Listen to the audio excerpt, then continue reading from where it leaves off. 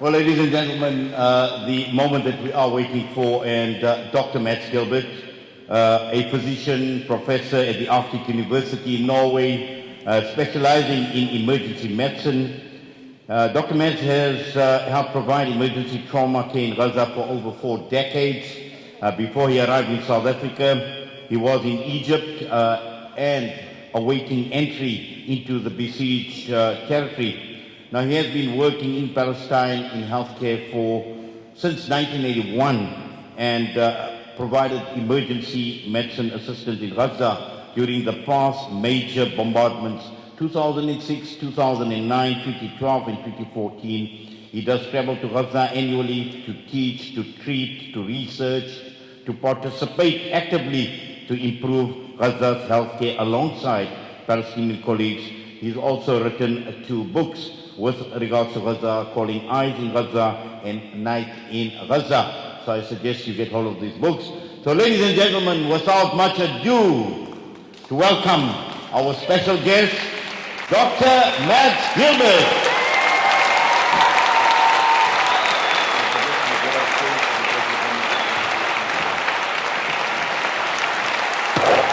Thank you.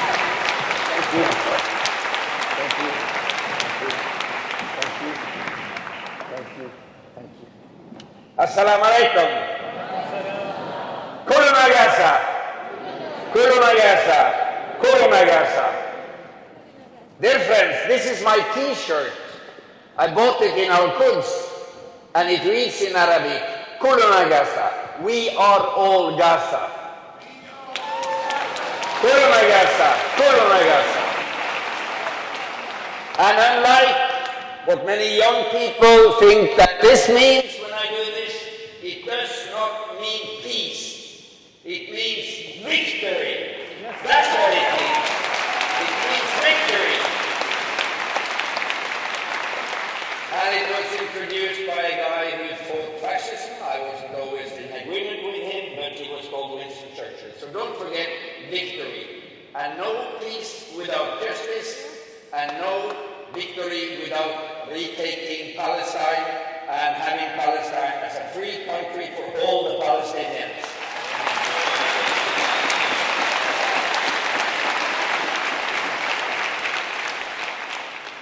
I don't know if you heard the news. I have a good news to you. I know, maybe not so good, but Reuters just informed us that Israel has decided to recall its ambassador in South Africa.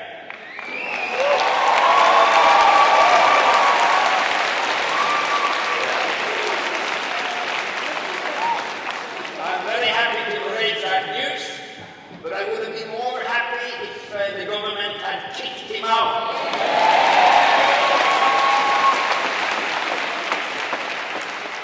But on the other hand, it shows us what we know, that the Zionists and the Israeli government and the Israeli army are cowards. Cowards! Cowards! When they sit in their F-16 jet bombers or sit in the control room in Tel Aviv, sitting and playing video games with their drones and killing and killing and killing, they may be brave. But once they meet reality, they are chickens.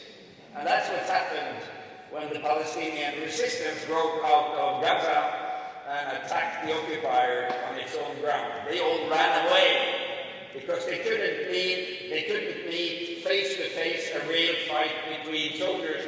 They only managed a remote war in a tank, in a jet fighter, in a drone control room, or at a distance. Whereas the Palestinian resistance, which I support, are brave, and they meet the enemy on the ground, man to man, and go.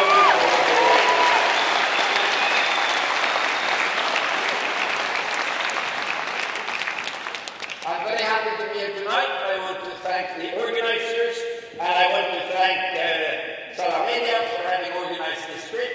But most of all, I want to thank all you beautiful people who are here, and I'm so happy to see people alive and not dead.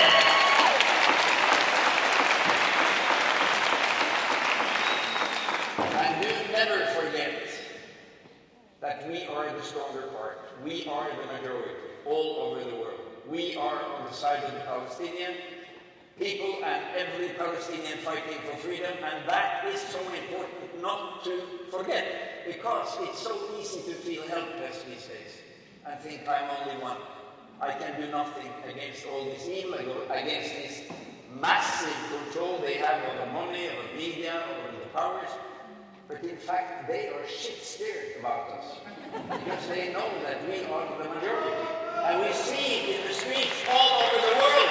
The majority says, free Palestine, free Gaza, long live Palestine.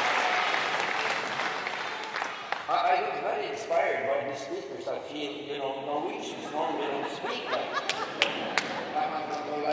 We speak Norwegian and we play football, and it's not so much political about it. But when I get down here to South Africa, I feel so empowered and so energized, and I want to thank you all for the energy and the power that you give us.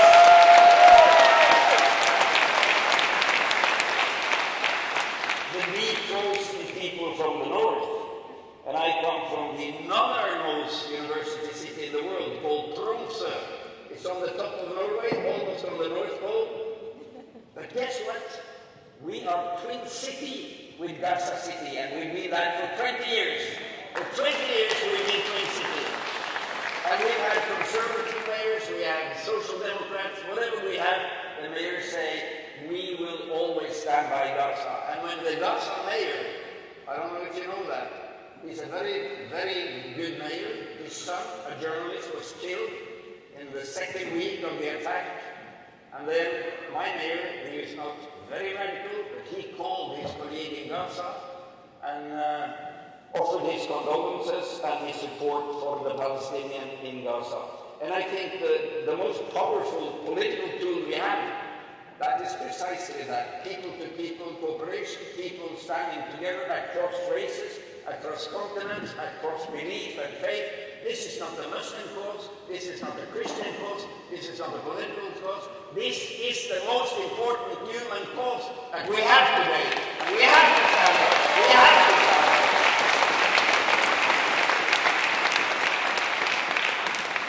Because, as the Reverend Dr. Allen said, if we lose this cause, if we lose this battle, we will send our children and our grandchildren into a new dark area of colonialism, fascism, occupation and killing.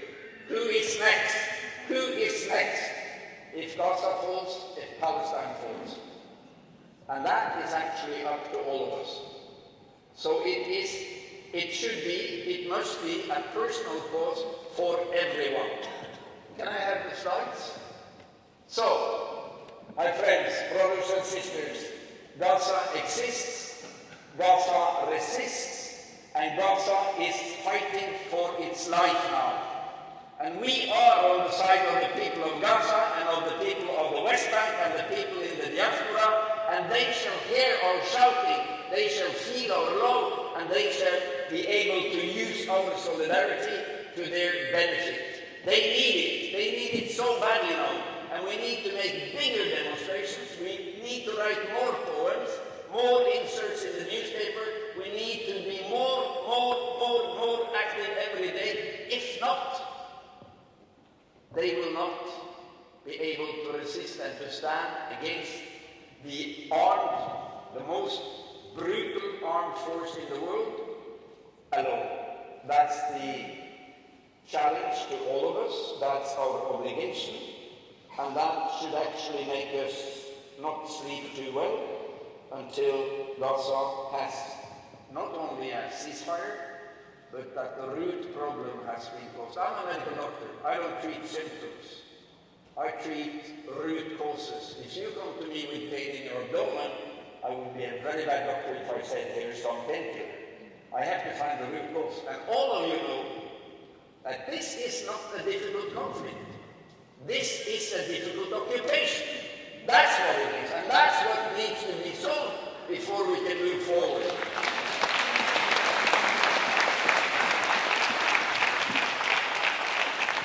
Can we turn off these lights now? Is that okay, or will the cameraman be very angry? Maybe they will. Is it okay that I go around down here? You can a tall blonde Norwegian, blue-eyed, filled with colonial garbage in my head.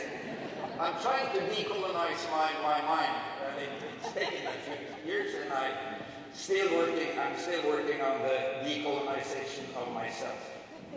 More people should do that in the global north. More people should do that.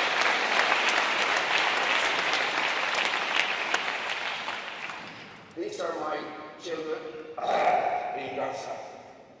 I will have a hard time going through this lecture. It's planned to be 2 hours. I understand we will have a power outage in 1 hour and 3 minutes. Welcome to Gaza. Welcome to Gaza. You know, let's stay together in darkness and feel that that is the reality for us. Take away all the water. Welcome to Gaza. Let's thirst for 3 days. Empty your fridge. Welcome to Gaza. No food. Send your kids to school. No security. They may be killed. They will probably be killed. Welcome to Gaza. We need to understand how extremely hard life is in Gaza. This is Ahmad's ceremony. This is Abdullah's ceremony. I met them first time in 2009 during Cast Lead. I'll come back to that story. The Israelis killed their father and their little brother. They were both seriously wounded, and they have been living under siege and bombardment their whole life. Yesterday, I got a WhatsApp message from their brother who said that the Israelis had bombed their house and they had arrested Abdullah, the twin brother of Ahmad, and he had been taken to somewhere they didn't know where it is, and for no good reason, as they do arrest every young man under some age, I believe, and they take them away for, we don't know. But this is the face of Gaza. Brave people surviving siege and bombing, and still smiling to me, the white man coming to drink tea and to talk about life and death and love and all the important things in life. Amal and Abdullah. Gaza 2023 is a nightmare. Everyone has been talking about that. And don't feel helpless, because now you are needed more than ever. And with this army of good people in this hall, imagine if all of us mobilize 10 people during the next month to be activists, we will be a 10 times bigger army. I believe we are maybe 1,500. We can multiply that easily to 15,000. And then you can scare shit out of your government.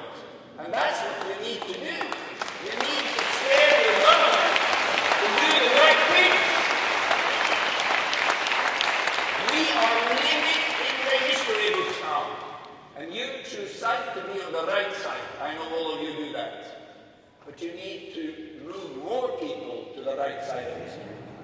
Even here, and I heard the speeches, even here you have a government that's coward. I heard from this, I will not get involved in the government affairs here, but I heard a government that is yielding to the alliance between the Zionists and the United States. And like one of my friends said the other day, in Cairo, an African comrade, he said, it's all about money. It's all about money. It's all about profit. It's not about life or dignity or principles or humanity. It's all about those fucking money. Excuse my language, but that's what it is all about. Excuse my language.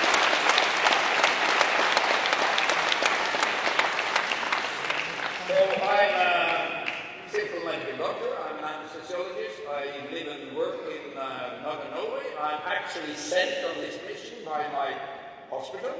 That's a governmental hospital, and considers to be responsible also for solidarity medicine in the global south.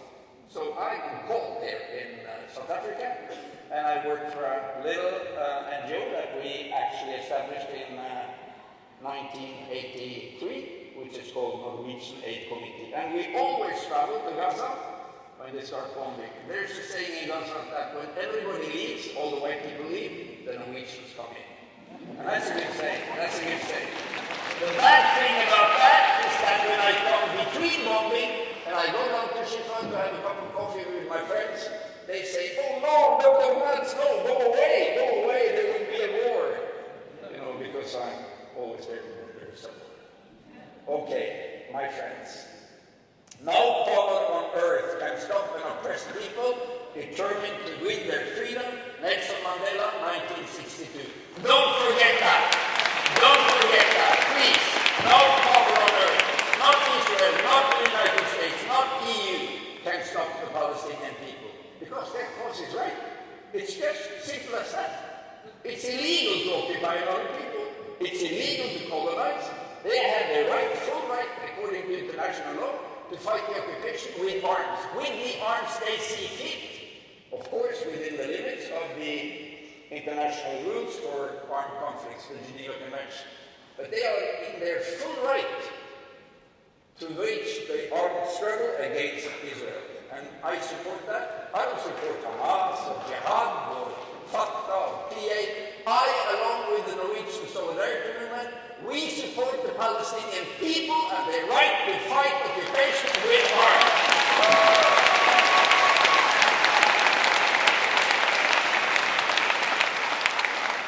Israel has always attacked Palestinian civilians, children, healthcare, hospitals, schools, universities, churches, mosques, everything.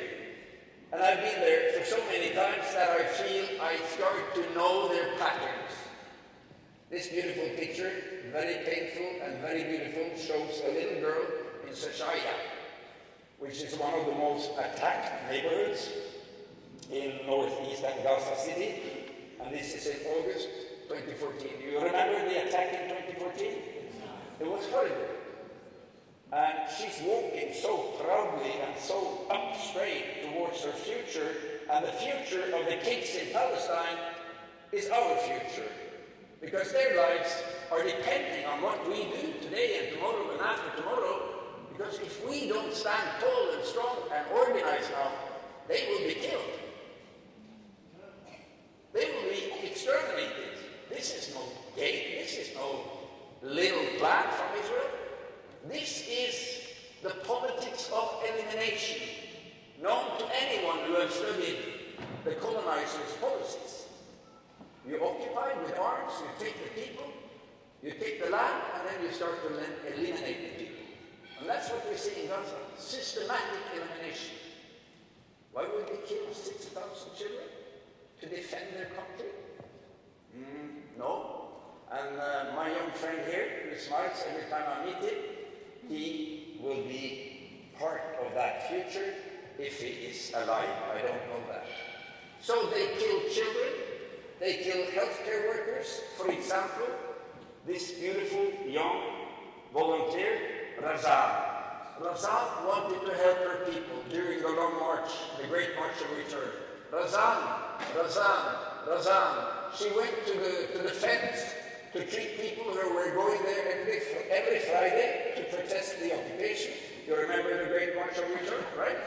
They were going there for 1.5 years because they said, okay, now they tell us we have to do some peaceful demonstrations. So they did. They went to the fence every Friday at a big festival. I was there. And they were met by 100 snipers from the, excuse me, I don't use the word IDF. I only use the word IAF, the Israeli Attack Forces. Israeli Defense Forces is a misnomer. Get it out of your language. Get it out of your language. It is the Israeli Attack Forces.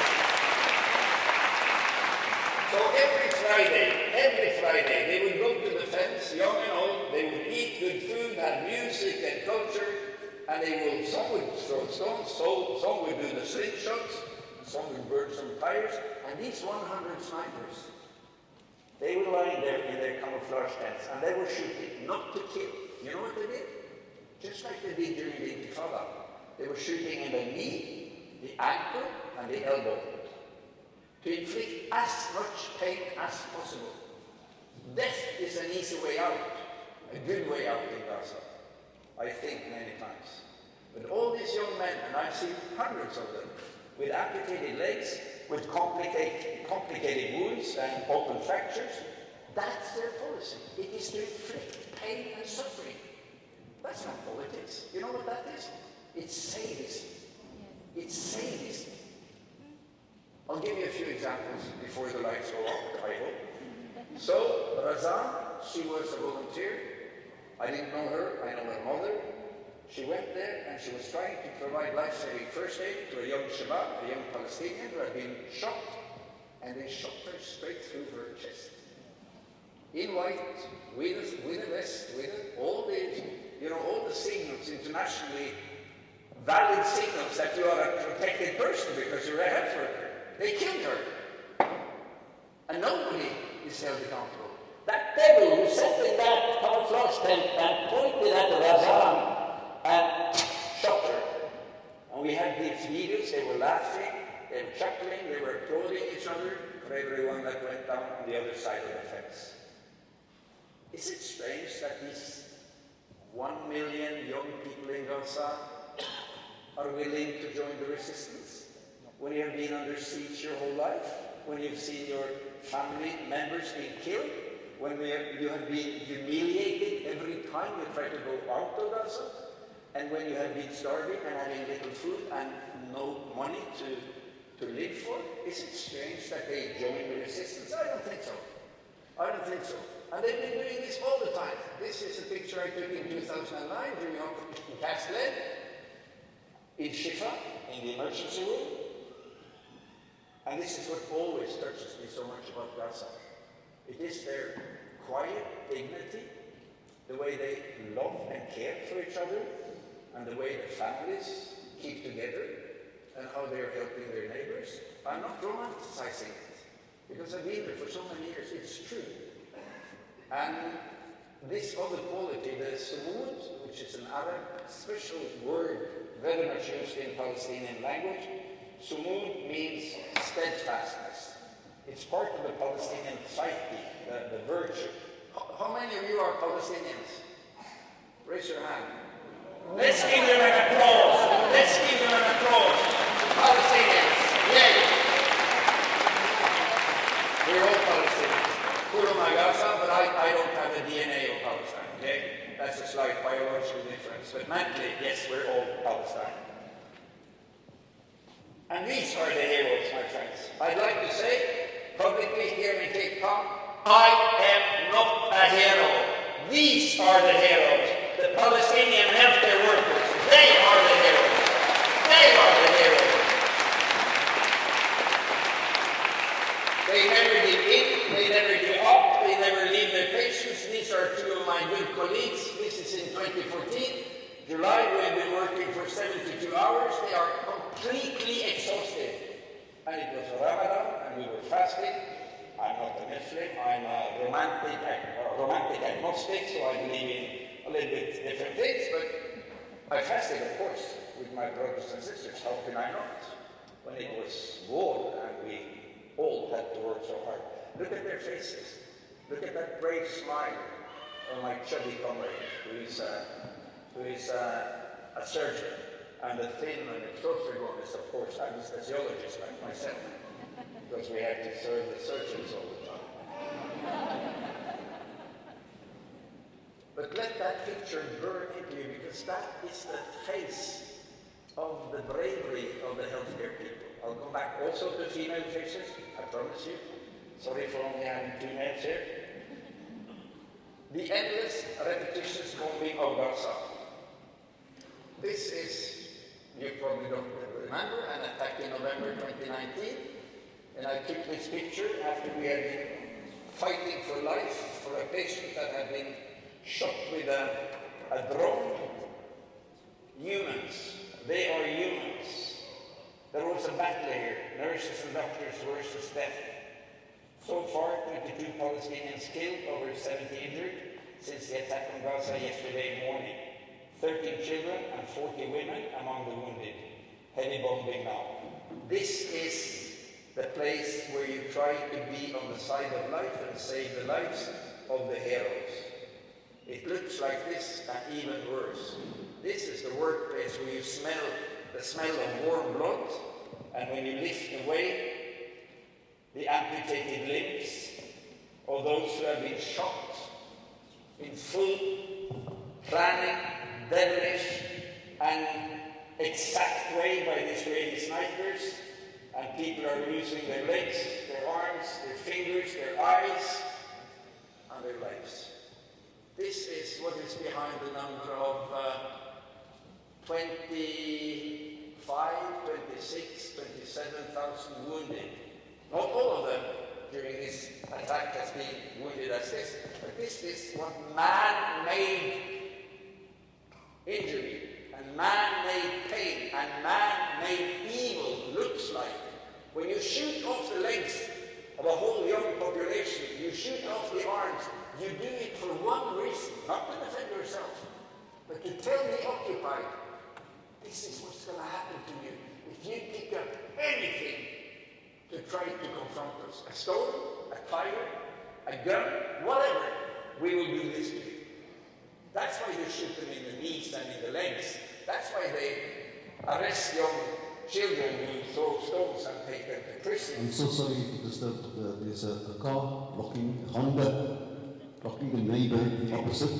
It's a CA978-513. CA978-513 Honda. Please remove your vehicle. Sorry for that. This was I would say this was an anticlimax. Okay. So let me give you a few. I'm not going to play all these lovely pictures. What's happening? Are you okay? Do we need some first aid down there? Please, one up. Are you good? It's fine? Thank you. This boy on the operating table, 10 years old, attacked by the Israelis. We're speaking 2014, July. He has a large burn in the face. He has a shrapnel injury to the neck, threatening the carotid artery, the main pulse artery to the brain. He has an open, complicated fracture. This is probably a drone rocket, and he needs vascular surgery. He needs plastic surgery. He needs also neurosurgery. And these are the ones doing the work, the Palestinian healthcare workers. They are the ones who take care. You only hear about the international groups bombing. These are the heroes. These are the ones doing the work. So the heroic Palestinian health workers, they never give up. This is Dr. Ayman, 4 o'clock in the morning, no, 2 o'clock in the morning. We have just finished another amputation. It looks like a slaughterhouse. It is a slaughterhouse. This is Shabti. He's the janitor. He can clean the blood-shedding operating room in 4.5 minutes. I took the time, and he was always singing, always singing, and always smiling, and always telling a joke. This is the face of Sumud. This is the face of the people who never give up. Should we give up? No. Should we sleep? Should we rest until we are sure that the Palestinian people have the right and win their right to their land? No, we shall not. We shall not. Because we are the mighty force that can stop it. This beautiful picture, one of my favorite. Let me introduce to you one of my favorite pictures. This is Dr. Sarah Al-Sakka, the first female surgeon in Palestine. And she just got her paper. You may have seen her, she's a fierce TikToker. Did you see her TikTok things? Sarah Al-Sakka. This is when she was just graduated. This is in 2014. This is Dr. Marwan Abu Sada, a fantastic surgeon. He used to be the triage officer, the ones who say, die, surgery, out. You know, when you get 400 patients coming to a hospital during one night, like we did during the massacres in Sashaya, you need somebody to say who is going to have one of those 6 operating rooms and who has to be going to ICU to die with pain relief and family. Very difficult job, but it's needed in mass casualty and involved. Dr. Marwan, he has currently been the head of the international cooperation, and you've heard him on the news. It's fantastic. I hope, I pray to God and to all the gods that exist that he is alive. Dr. Surrey Estate, he used to be the head of Shifa, my commanding officer. He is a surgeon trained in Britain, very firm, and he was and is the head of the Turkish Cancer Center in Gaza. He was nearly killed when they bombed the Turkish hospital. He's an extremely clever doctor and a wonderful leader. And then you have this sweaty, a little bit shaky Norwegian white doctor who tries to be as cool as the Palestinian doctors, but not always as cool. But the point about this picture is, of course, my friends, it is that the heroes are the Palestinians. It's not any relief people, it's not the UN, it's not somebody coming there and staying for 2 weeks. It is the Palestinians!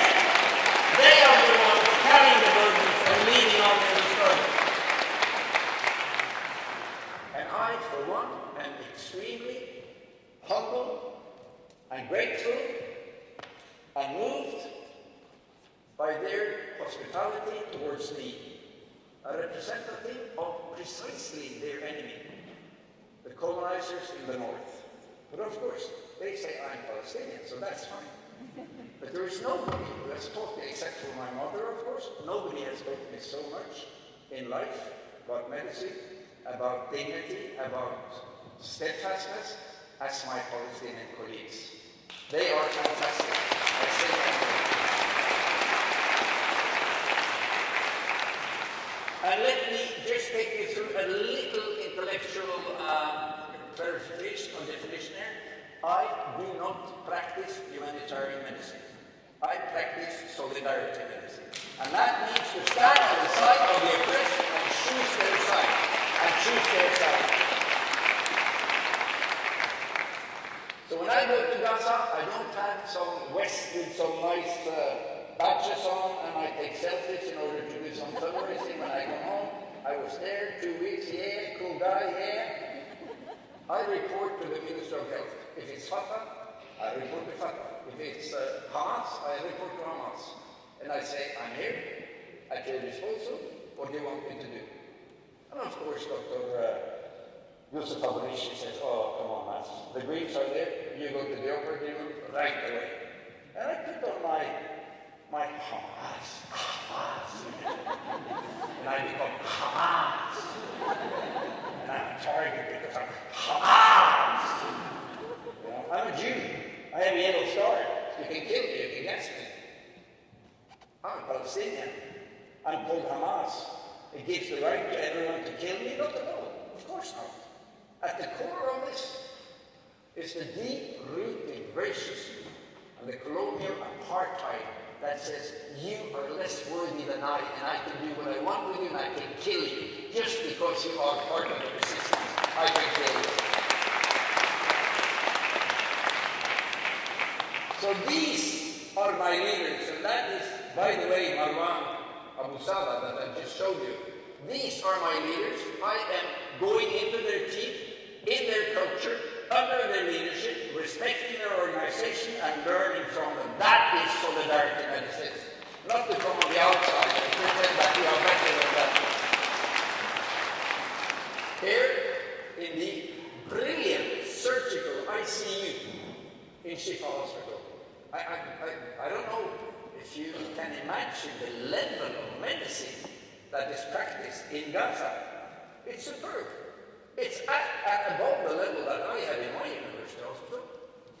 But they have been strangulated for 16 years of siege. They've been denied supplies, spare parts, new instruments, trolleys, just to repair what they have because of the siege. Because the occupier, they do not want the Palestinians to have anything close to good life.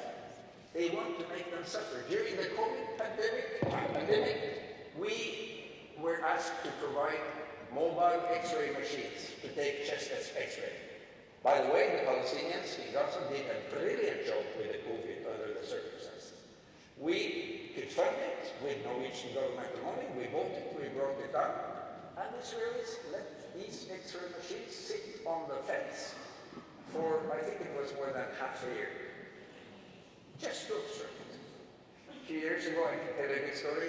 John Kelly was Minister of Foreign Affairs in the United States, and he came to Karni, which was then the main entrance for trucks to Gaza, and he was going to inspect how the siege was going on, and you know, we heard the video and blah blah. And he went from truck to truck, and they lifted the cover, and he came to this century story. They came to a truck with spaghetti, and he asked the officers who pulled out spaghetti. Okay, no, that will be turned away. And he said, why? Can't they have spaghetti? They can't make rockets from spaghetti, can they?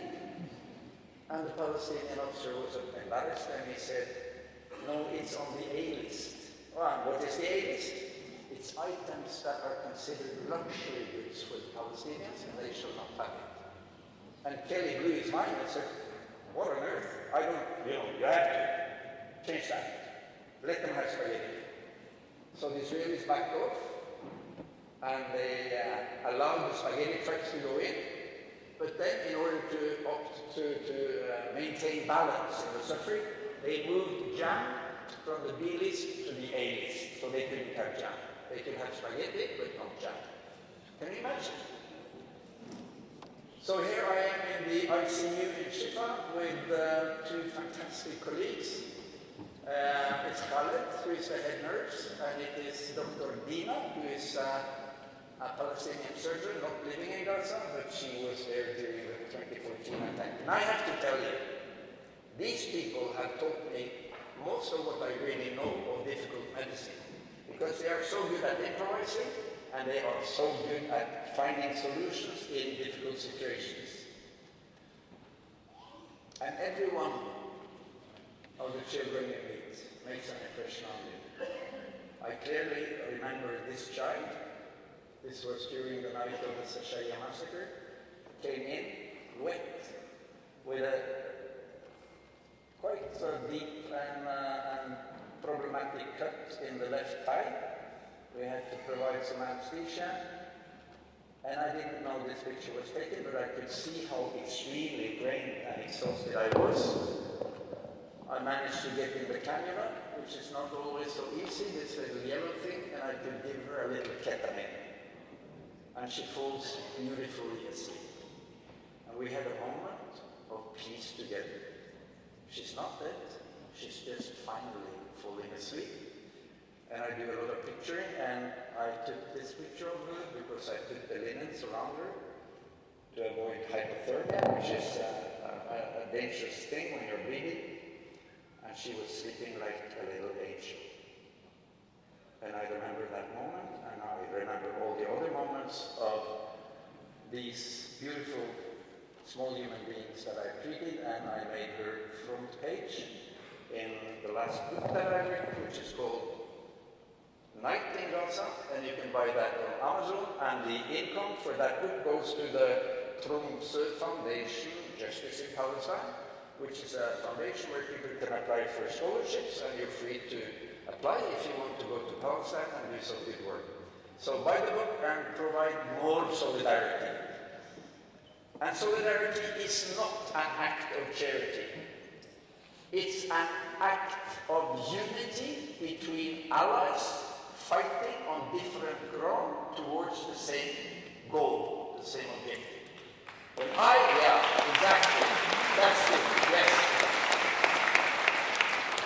And that's why I don't participate in the relief industry, the NGO industry, which has become a new type of colonialism.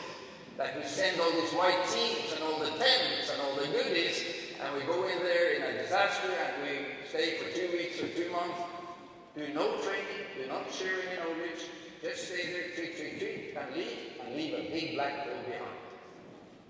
Big black hole behind. Solidarity is an act of union between people who want the same. Freedom, equality, no apartheid, and no racism. That's what solidarity is all about. As he said, the brave fighters of Hashem that you know better than me. And, talking to you. It's fantastic.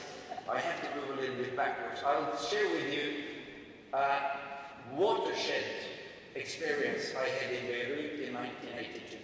Do you remember the invasion of Lebanon in 82? What was the goal of that? It was to go up to Beirut, besiege Beirut, and bomb the hell out of Beirut. Why did they do that? Exactly, but what Palestinians? Fatah, the leadership. And at that time, if you said Fatah, it had the same connotation as if you said Hamas today. Because Fatah was the armed wing, and they picked up the gun to fight Israeli occupation under the leadership of Abu Ammar before he gave up and became what he became, and signed the traitor treaty, the Oslo Treaty.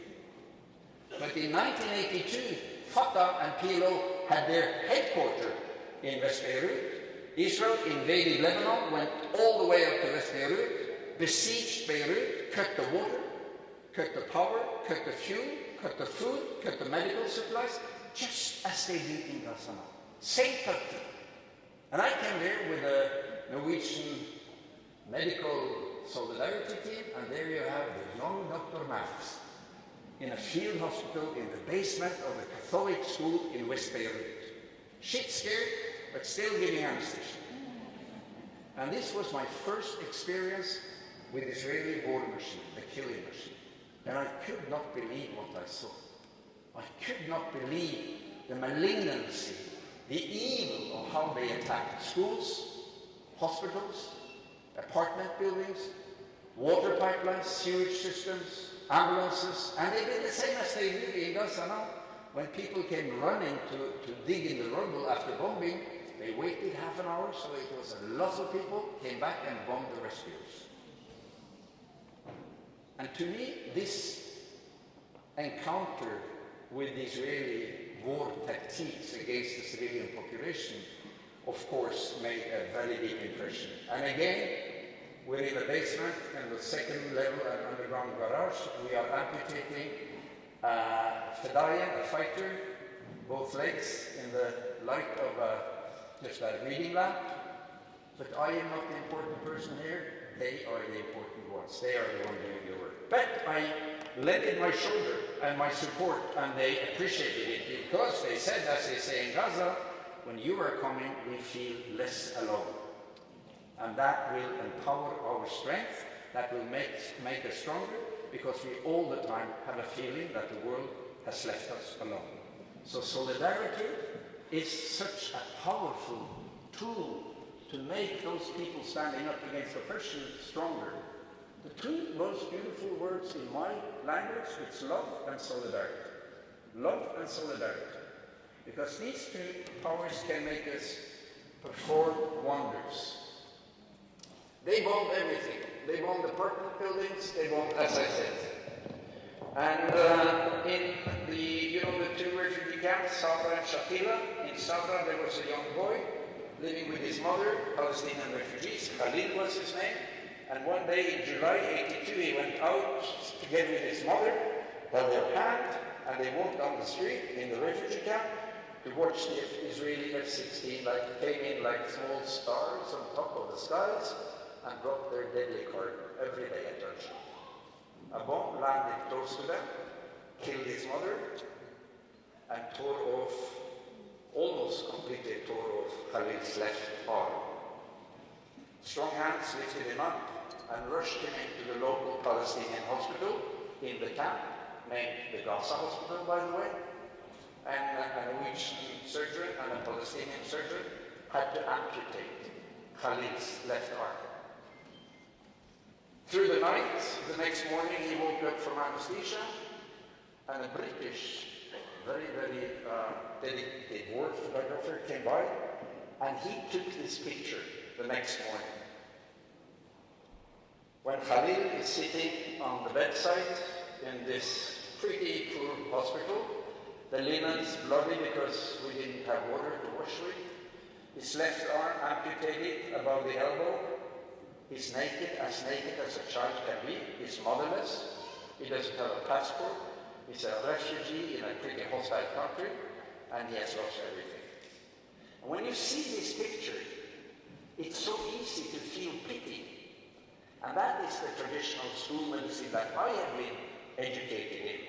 It is to look at the weak side of the patients. What is not functioning really? Or liver failure, kidney failure, breathing problems. And I'm not trying to look at the rest function, the remaining function, and rather support that than only look at what is not working. I didn't meet Khalil there. I met him a week later when the Israeli army bombed the hospital he was in, and we had to evacuate all patients in the middle of the night. And I met the other side of Khalil. And I took these pictures because he became my close friend. I took these pictures. When Khalil came to our hospital, he had regained the color in his cheeks, and he had taken control in his own life. You know, war wounds, you don't close them. You have to keep them open for weeks and months. And you have to clean them twice daily. You have to take off the dressing, remove all dead tissue in order to avoid septicemia. It's painful. Usually we need some pain relief. And I said to Khalil, I can give you some pain relief. And he said, no, Dr. Mads, teach me how to do it. Teach me how to do it. And we taught him how to do it. So every day he would remove the dressings, and he would carefully remove all the dead tissue, and we would help him to place the bandage. This is the bandage with the hypertonic saline, and we are only these facilitating hands, making it possible for Khalid to use his remaining capacity. Instead of thinking he can't do it, we ask ourselves, how can we support his remaining function? Actually, he was the one demanding it. And Khalid taught me about how we look at the others, be it your neighbor or be it people who are fighting against oppression. And not only did he take care of himself, he became a shining little star in this rather miserable hospital. He would walk from bed to bed, he would try to find water to the other patients, he would sing Palestinian songs. He was my best friend. He had a little pet in a box, a shoebox behind a stairway, and we spent much time together. And to me, Khalil is precisely what we call sumud or resilience. It is the capacity to find solutions, the capacity to resist, the capacity to care for others, and the capacity to restore function, to learn, in short, the capacity to survive. To survive. And Khalil, I have this picture of him in my office at work and at home, and every time I feel sad about myself, I look at the picture of Khalil, and I think, where can I find some rest energy in myself? Anyway, when we look at those who fight and those who try to resist and get wounded, I think it's so important to appreciate this balance between suffering and strength. To appreciate this balance and try to be the ones who can say, I will support you, I will not pity you, I will support you, and I will find ways that you can find strength in order to continue the struggle and not give up. And that's not the Western look at that. That's not the Western look.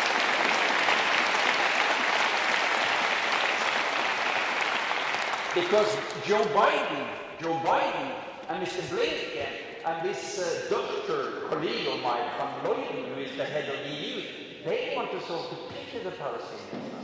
We have to send some humanitarian help. Oh, the children of Gaza, oh, it pains us so much. Let's pray so much. I can tell you one thing. Khalil is not the only one. All the kids in Gaza have the same sumud, the same resilience. I'm not underplaying the role of the trauma, but it helps nobody to be pitied. Nobody is getting anyway by pity and by making them helpless. So solidarity is the strongest tool, and the people of Palestine is part of our obligation. You know the slogan, all freedom is incomplete without the freedom of the Palestinians. And I think both Desmond Tutu and Nelson Mandela said that the apartheid in Israel was worse, much worse than the apartheid in your country before you won. So your experience, your struggle, the combination of the civilian struggle and the armed struggle. It's so important to remember and to chase down anyone who says that the Palestinian people do not have the right to resist with arms, because you had it and you won in that way. You won in that way.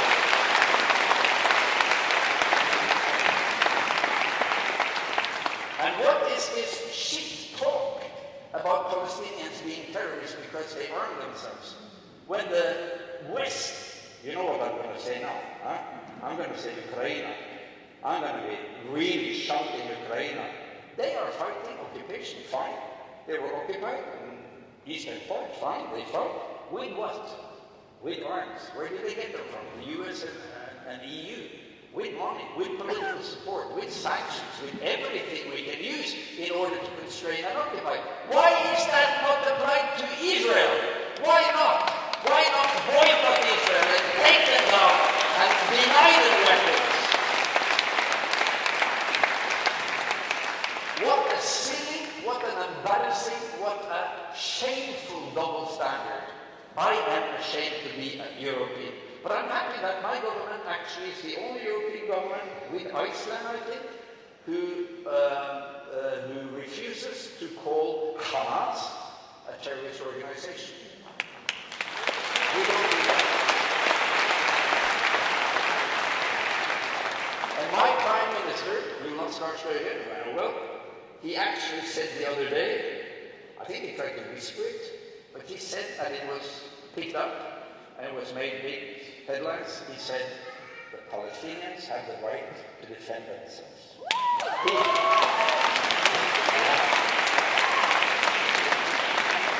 And I think he's the only Prime Minister in Europe. I mean, if that is what we can come up with of progressive politics, it's pretty bad. It's pretty bad. I'm not very proud of saying that that was the most radical stance in Europe. Anyway, 2023, let me give you some education and some data. This is a page of a recently released internal minutes from a meeting in the health cluster, which is a meeting place for all the NGOs that is working on health in Palestine, in Gaza, and the WHO and the OCHA organization.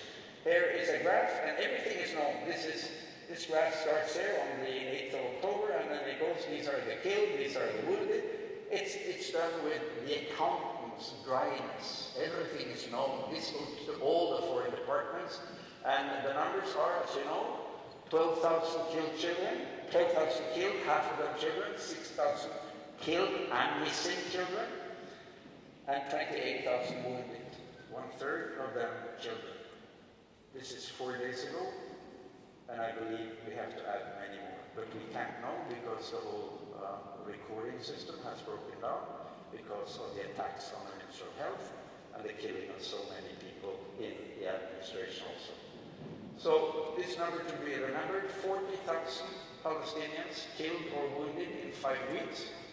It is sat lower, the lowest point any nation has come in modern history. I think we have to go back to the baby killing in the Old Testament to see anything like this. Anything like this. How dare a government, how dare an army in a democracy go around and kill 6,000 children and claim it is self-defense? How coward can you be? How low can you get? And of course, if you are a decent person, you just don't do it. And you don't even try to argue. You apologize. Why don't they? Because they are racists. Because this is the racism. And if you count the number of killed Israeli children, it was 31 on that day. And that's 31 too many. No Israeli children, no children anywhere in the world should get killed in armed conflicts. But if you make the ratio, and nobody has gotten killed after that Friday, Saturday, but 6,000 Palestinian children, so if you divide 31 to 6,000, you get the ratio. That means for every Israeli child that got killed, they have killed 200 Palestinian children. 200 Palestinian children for each white kid. that is a ratio, that is a number which you can use as a quantification of apartheid. That's exactly how they're thinking. They're not worth anything. And this is what you see in Shifa. This is what was the job for my colleagues, overfilled hospitals. And then everybody has been talking about Shifa and Hamas and command center. Why did they start that lie? Because that lie was started in 2009. Then they said, and that was when I was working in Shifa during Kastel and the bombing, they said, oh, it's a command center. We were even called by our Minister of Foreign Affairs in Norway because they had received a message from the Israelis that they had to get us out. Why? Because they were going to bomb Shifa. So they tried to intimidate us and threaten us to leave Shifa. Of course, we said no. And we argued, Erik and I, that either it's true and they will bomb us and we will die here with the others. That's fine. That's the end for us. It will be the end for all. Or they just try to threaten us because we are the ones reporting, or it's only a bluff. So we stayed. And the same repeated itself in 2014. Exactly the same. It's a command center. So they have had 16 years to prove it. And what do they come up with? Nothing. Nothing. It's embarrassing. These boxes they came in with when they occupied Shifa said medical supplies. In there they had some Palestinian uniforms and some demounted Kalashnikovs. And they go in and they start to shoot and kill. And then they put the boxes and open up and say, oh, see what we found. Oh, mashallah. No, they don't say mashallah. They say, this is horrible. Do you think the Palestinian fighters in Gaza today are fighting with old Kalashnikovs? Have you seen their weapon? They're just as modern as the Israeli army. So this is a sham, this is a lie, this is a rumor, this is only to take attention away from what I'm going to show you now. Namely, the systematic attacks on Palestinian healthcare. And for us who have worked there, it's nothing new. They've done that for at least 25 years. Look here. Look here. Let's first walk through Shifa. Another night, a few days ago, the Minister of Health, he walks through Shifa, and he... Yeah, it's shameful. Shameful to have such situation in a hospital while we're talking about 2023. The drones, the Apache helicopters, and he's moving in complete darkness. 2,000 patients, 50,000 refugees, and they don't have light. Why? Because they don't want them to have light. Why? Because they want them to suffer. And he keeps walking. It's a catastrophe. It's a catastrophe. Really, it's a catastrophe situation. These are the kids.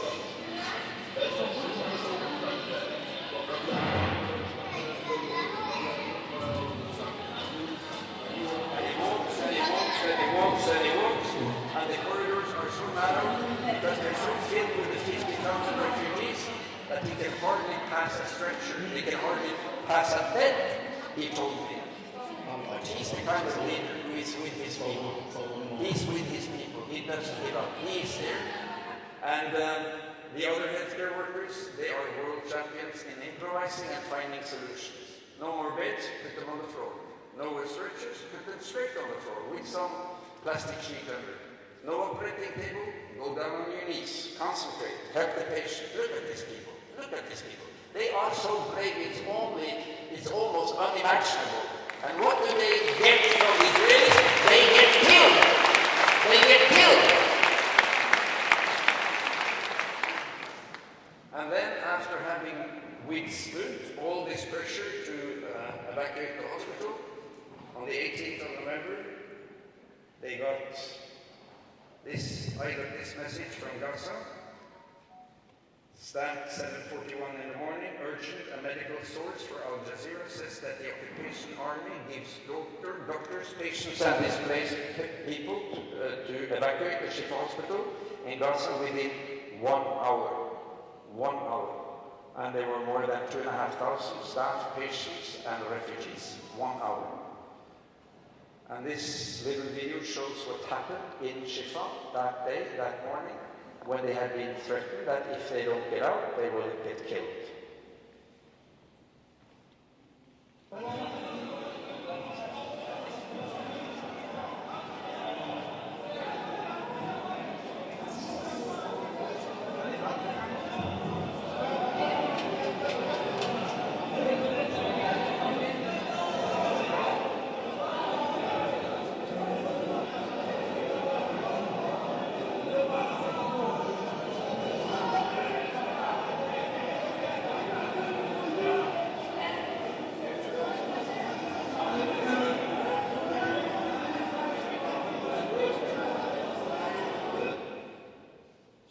See in this very, very painful video, it is the dignity of the Palestinian people.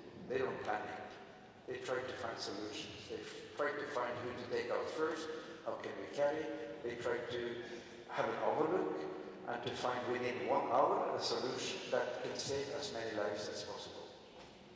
This is their lonely fight against an army that sees no boundaries, no lower limit to the cruelty that they are applying to the Palestinian people.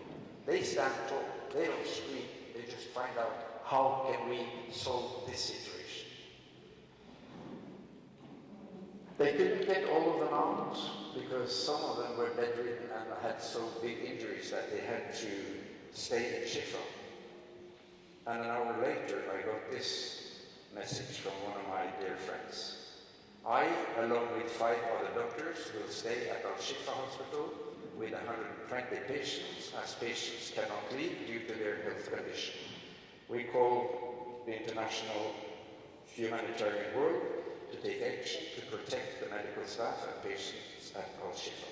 Dr. Ahmed. This is Dr. Ahmed. Give him a warm hand. This is Dr. Ahmed. This is Dr. Ahmed. And God forbid if anybody touch him or try to kill him, we will go there and kill them. I'm sorry for my language. We have to defend them and we have to show the world that we do not accept this.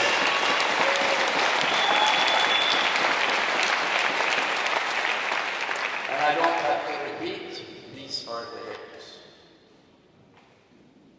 Yesterday, they bombed the Indonesian hospital. The only remaining hospital in the north. They bombed it, they shelled it with tank shells. They moved the tanks up, they turned the barrel, the big gun towards you, and they start shooting. This is what I got this morning. This is the head of orthopedic surgery in Shifa, who has been forced to leave Shifa, and then he doesn't go home, he doesn't go to Rafah to exit Gaza and go to the UK and have a nice job, which he could easily have. No. He goes to the Indonesian hospital to help with the work. And he was severely wounded last night when the Israelis also bombed the Indonesian hospital. A big hand for Dr. Adnan. Dr. Adnan. Dr. Adnan.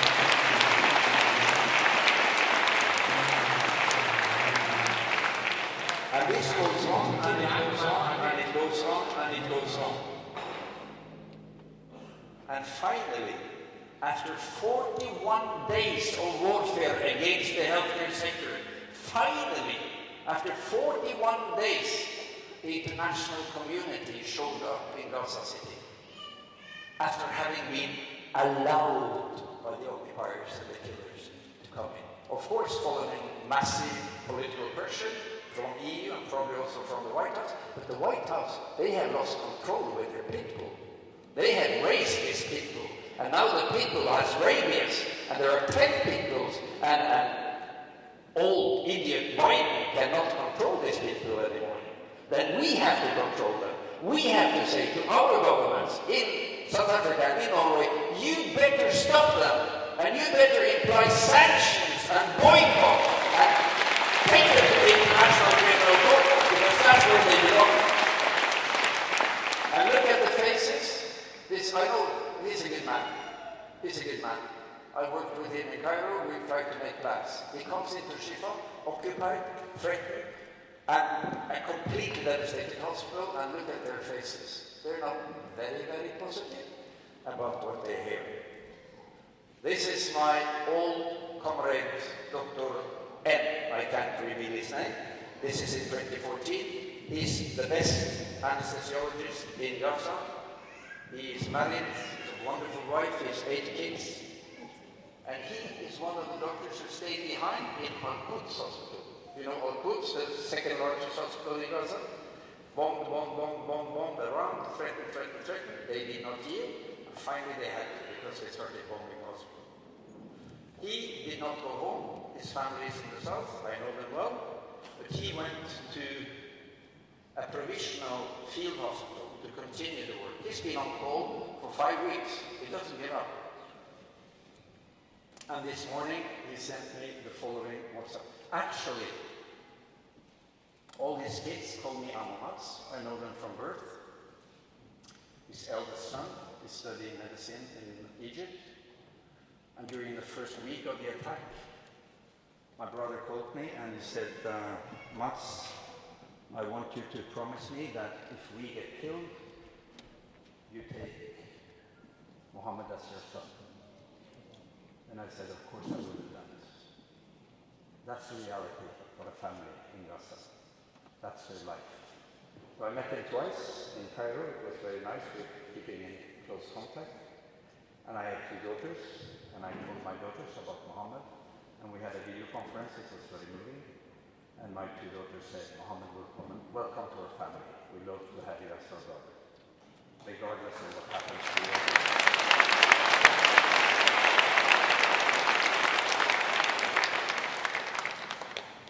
Thank God he survived and he's now in southern Gaza. And this morning he sent me this message. Dear brother, we were evacuated from Al-Quds hospital last Tuesday. We are in communities and we will start working in a field hospital during the next week. The situation is very bad.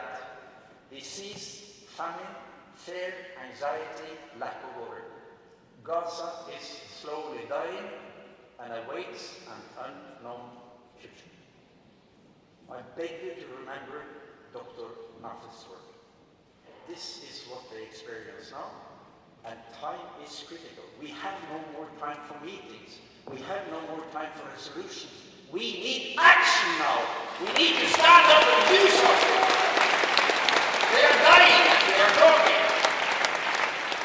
And I don't mind slogans. I'm a professional troublemaker when it comes to demonstrations. I love throwing stones at the American embassy. I love to be an activist, but that is not going to solve this.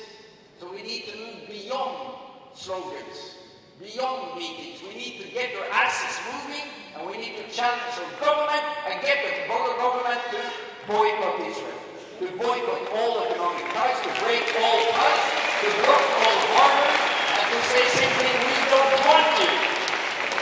And you can do it. You can do it. You're powerful enough to do it. Last slide. I know we're moving towards darkness and Gaza now. I just want to give you the numbers when it comes to attack on healthcare. Look at this. This is a WHO report from July last year. Summing up, 645 Israeli attacks on healthcare in Gaza during the last 4 years. And you come and talk to me about Shifa? You come to talk to me about Hamas? Shut up! You are systematically attacking healthcare in Gaza and in the West Bank, and you've done it for years, and you're getting away with it. The main problem for us today, brothers and sisters and comrades, it's the Israeli impunity. Because Israeli impunity have let them get away with all these crimes for the last 70 years. And that has made them believe, I think, that they can do anything without being prosecuted. 645. And now, if you count what they've done now, it's more than 800 attacks on healthcare in Gaza since 2018. And these are not my numbers, these are UN numbers. And just look at this, I'm finishing now. This is the front page of this report I talked to you about from 14th of November from the UN. This is a graph. The yellow bars are functioning or partially functioning hospitals in Gaza. The grey bars are hospitals completely out of function. And you can see day by day of the number of hospitals had been decreasing, because they have been attacking the hospitals. They've been draining the hospitals. No electricity, no supplies. And they know it. All the governments know it. Your government, they know it. And they have been sitting idle, and look at the numbers. Out of 36 hospitals in Gaza, that's the number to remember. On the 8th of October, there were 34 partially functioning. Partially because of the siege, so they lacked everything, but still they were operative. And 2 were not functioning. That was when this started. And then, on the November 14th, 8 are partially functioning, 27 are not functioning. Taken out of function by the Israeli army, by the siege, by the bombing, by the attacks on health. Don't talk to me about Shifa. Talk to me about this. I ask every journalist, get knowledgeable, do your homework, and try to understand that the Hashwara, the lying machines, they throw out these smoke screens all the time, and we need to be strong against it. Look at this. This is politics. This is something they have done. And I will conclude by showing you two slides of Dr. Youssef Aborish. This is the Minister of Health in Gaza. Look at that beautiful man, Dr. Youssef Aborish. Dr. Youssef Aborish, my hero. He's a pediatrician. He's a savvy leader. He's been the leader of the healthcare in Gaza for 10 years. He's extremely exhausted. He has not yielded for 1 second during the last 5 weeks. He has a beautiful family. They all call him nuts, and we have very interesting religious discussions and everything. He's a family man. Every day after office time, 5, 6, 7 o'clock in the evening, he goes home and he opens his private pediatric clinic and he treats people for free. He's a devoted Muslim, he's a fantastic doctor, and he is my man. And he told me, there is no time, Dr. Mads, and that was on November 8th. He was really so he was so desperate, I would say, that his voice was cracking. I never heard his voice crack. And he said, we're surviving, but it's miserable, we have nothing. And then, just now, the Israeli sadism is fulfilled with this picture of Dr. Youssef walking down the street after he had been forced to leave his flagship hospital and his leadership and to be going in the streets with the other refugees. This is a sad endpoint, but just before I came here, I haven't heard from him for 3 days, and just before I came here, he sent me a message, and it said only 3 words: I am alive. Thank God he is alive. Thank God all the others are alive. Gaza will never give up, nor shall we ever give up. And every drop of resistance, every drop of solidarity will hollow the stone and make the stone break. This is an avalanche of human suffering. We will meet it with an avalanche of solidarity and love and support for our brothers and sisters and the children of Gaza. Long live Palestine! Long live Gaza! Gaza!